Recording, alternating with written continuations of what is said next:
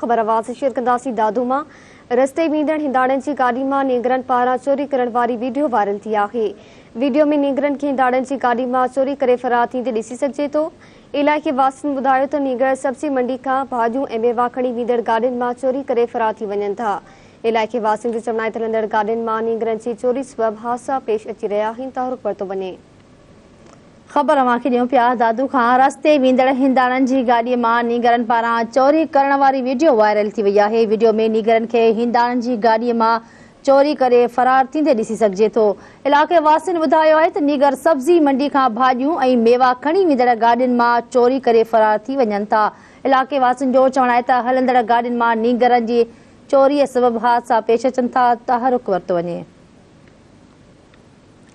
दादू मां अवांखे आगाह कई पिया रस्ते वींदड़ हिंदाड़नि जी गाॾी मां नीगरनि पारां चोरी करण वारी वीडियो वायरल थी आहे। वीडियो में नीगरनि खे हिंदाड़नि जी गाॾी मां चोरी करे फरार थींदे ॾिसी सघिजे थो। अवांखे आगाह कई पिया इलाइक़े वासियुनि ॿुधायो आहे त नीगर सब्जी मंडी खां भाॼियूं ऐं मेवा खणी वींदड़ गाॾियुनि मां चोरी करे फरार थी वञनि था। इलाइक़े वासियुनि जो चवणु आहे त हलंदड़ गाॾियुनि मां नीगरनि जी चोरी सबबि हादसा पेश अचनि था। अवांखे आगाह कई पिया दादू मां रस्ते वींदड़ हिंदाड़नि जी गाॾी मां नीगरनि पारां चोरी करण वारी वीडियो वायरल थी आहे। दादो खां ये खबर अवांखे ॾियूं पिया रस्ते वींदड़ हिंदाड़नि जी गाॾीअ मां नीगरनि पारां चोरी करण वारी वीडियो वायरल थी वई आहे। वीडियो में नीगरनि खे हिंदाड़नि जी गाॾीअ मां चोरी करे फरार थींदे ॾिसी सघिजे थो। अवांखे आगाह कई पिया इलाइक़े वासियुनि ॿुधायो त नीगर सब्जी मंडीअ खां भाॼियूं ऐं मेवा खणी वींदड़ गाॾियुनि मां चोरी करे फरार थी वञनि था।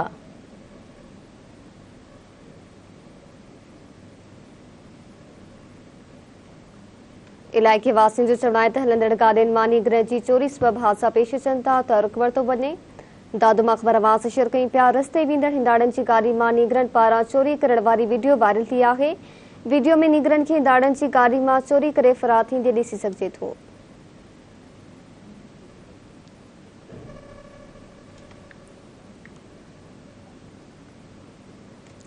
दादू मां ख़बर आवाज़ शेयर कई पिया रस्ते वींदड़ हिंदाड़नि जी गाॾी मां नीगरनि पारां चोरी करण वारी वीडियो वायरल थी आहे। वीडियो में नीगरनि खे हिंदाड़नि जी गाॾी मां चोरी करे फरार थींदे ॾिसी सघिजे थो। दादू मां तफ़सील मालूम कंदासीं इशफाक मलिक खां। जी इशफाक आगाह कजो।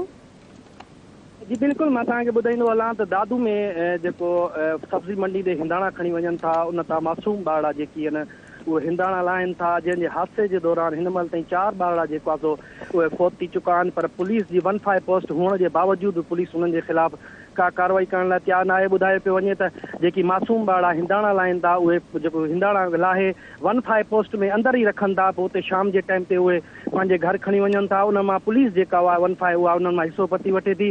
दादू जे सियासी समाज जी तंज़ीमुनि पारां SSP दादू खां इहो मुतालबो कयो आहे त इहे जेके मासूम नींगर आहिनि जेकी ट्रकुनि तां हिंदाणा लाहिनि था इन्हनि जे ख़िलाफ़ कार्रवाई कई वञे, छाकाणि त हिन महिल ताईं जेकी 4 मासूम ॿारड़ा इहे हिंदाणा लाहींदे ई ट्रकुनि जे हेठां अची फौत थी चुका आहिनि, जीअं वधीक वॾो सान्यो पेश न अची सघे। जी महिरबानी इशफाक आगाह करण लाइ।